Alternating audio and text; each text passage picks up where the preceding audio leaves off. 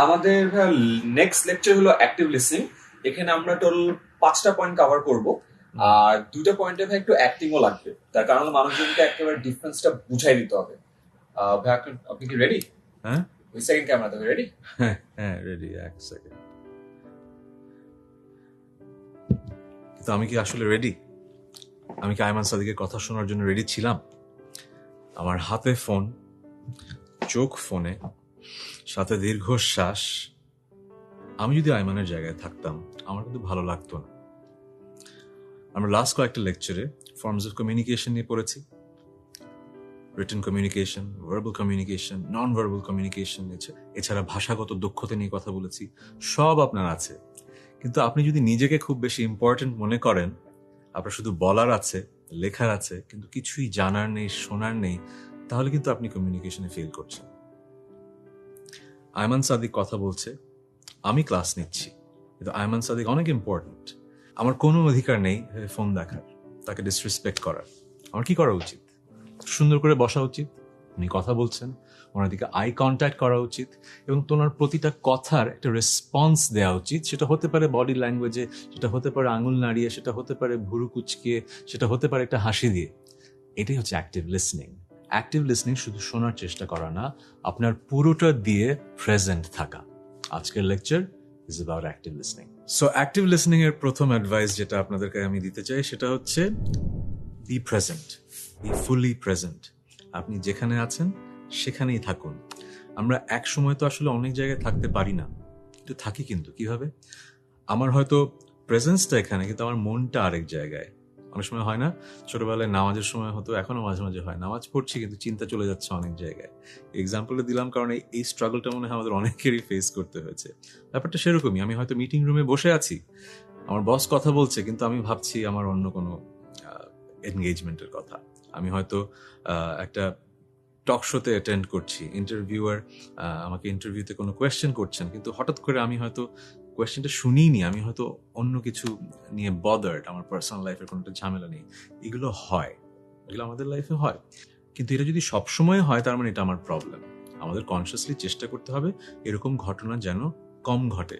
আমি যখন যার সাথে কমিউনিকেট করছি তাকে রেসপেক্ট করে আমি যেন ওই মুহূর্তে প্রেজেন্ট থাকি। এবং শুধু প্রেজেন্ট থাকলে হবে না, আমি যে প্রেজেন্ট আছি এটা কিন্তু তাকে বোঝাতে হবে। এটাও কিন্তু সেকেন্ড একটা পয়েন্ট যেটা আমি শেয়ার করতে যাচ্ছি, যে how do we communicate with the other person যে আমি প্রেজেন্ট। অনেকগুলো উপায় আছে, তার মধ্যে ফার্স্ট হচ্ছে আই কন্ট্যাক্ট। আপনি যার সাথে কথা বলছেন তার সাথে প্রপার আই কন্ট্যাক্ট হচ্ছে কিনা। সেকেন্ড, আপনার বডি ল্যাঙ্গুয়েজ দিয়ে বোঝানো। সেটা এক একজন এক একভাবে করতে স্বাচ্ছন্দ্য বোধ করে। আমি যেটা করি, আমি মাথাটা নাড়াই। আমি যে পয়েন্টগুলো আসলে বুঝতে পারছি এবং আমার মনে হচ্ছে যে সে খুব ইম্পর্টেন্ট কথা বলেছে, আমি মাথা নাড়িয়ে সম্মতি জানাই, আমি এগ্রি করি। অনেকে আছে আঙুল নাড়ায়, কিন্তু আঙুল নাড়ানোটা সবার জন্য দেখতে ভালো লাগে না, সো আমি ওটা খুব একটা পছন্দ করি না।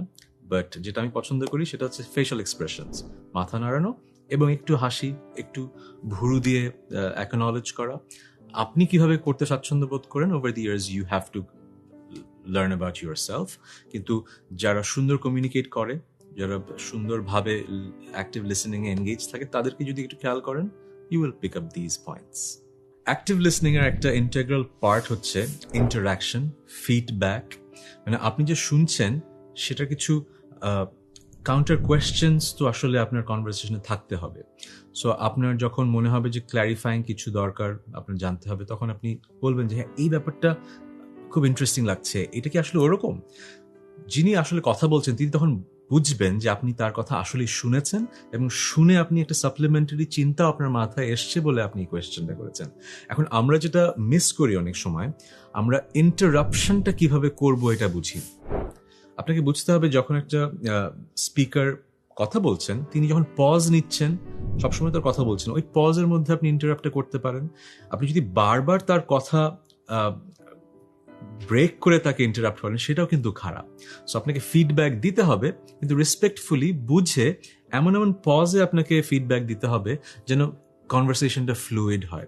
যদি যিনি কথা বলছেন তাকে যদি আপনি বারবার থামিয়ে দেন, তাহলে কিন্তু আবার ফিডব্যাকটা কাজে লাগবে না। হ্যাঁ, আপনি হয়তো ভাবছেন যে আমি অ্যাক্টিভ লিসনার, এটা বোঝানোর জন্য আমি হয়তো কোয়েশ্চেন করছি বারবার, আমি হয়তো খুব ভালো লিসনার, এটা আমি বোঝাচ্ছি, কিন্তু সেটা হয়তো in a way distraction for the speaker. So আপনি ফিডব্যাক দেবেন, আপনি বোঝাবেন যে আপনি অ্যাক্টিভলি লিসনিং, কিন্তু অ্যাট দ্য সেম টাইম এমনভাবে ইন্টারাপ্ট করবেন না যেন যিনি কথা বলছেন তিনি বিরক্ত বোধ করেন। এই কথাটা আমি কেন বলছি, আমাদের দেশে আমরা তো টিভিতে সবসময় টক শোজ দেখি, রাইট? খুব আমাদের দেশে খুব পপুলার একটা ব্যাপার, সারা পৃথিবীতে আছে, আমাদের দেশে মনে হয় একটু বেশি। খেয়াল করবেন আমাদের দেশে অনেক সময় আমরা দেখতে পাই এক্সপার্টরা কথা বলছেন এবং আরেকজন মানুষ যিনি বসে আছেন এত বেশি ইন্টারাপ্ট করছেন, পুরো টক শোর গোলটাই কিন্তু অ্যাচিভড হচ্ছে না। আর আমরা যারা দেখছি তারা আমরা রীতিমতো বিরক্ত হচ্ছি। সো আপনাকে মনে রাখতে হবে, দুজনই অ্যাক্টিভ লিসেনার যদি হয়, দুজনই গুড স্পিকার যদি হয়, দুজনকে রেসপেক্টফুলি একটা জায়গায় থাকতে হবে। তারা যেন একে অপরকে কথা বলার সুযোগ দেয়, একে অপরের কথা শোনে, অ্যাট দ্য সেম টাইম এমনভাবে ইন্টারাপ্ট না করে যাতে আসলে কমিউনিকেশনটা ব্রেক হয়।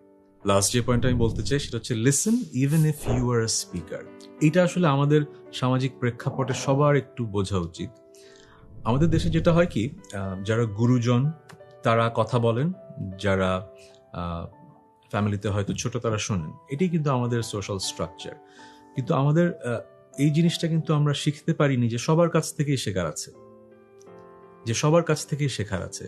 বয়সে যে ছোট সেও হয়তো কোনো কিছু বিষয়ে জানতে পারে।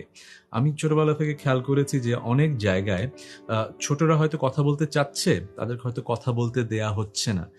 এই মেন্টালিটি থেকে কিন্তু বেরোয় আসতে হবে, সবাইকেই কথা বলার সুযোগ দিতে হবে। Even if you are the speaker, you are the most important person in the room, you are the leader, you are the parent, আপনাকে কি করতে হবে?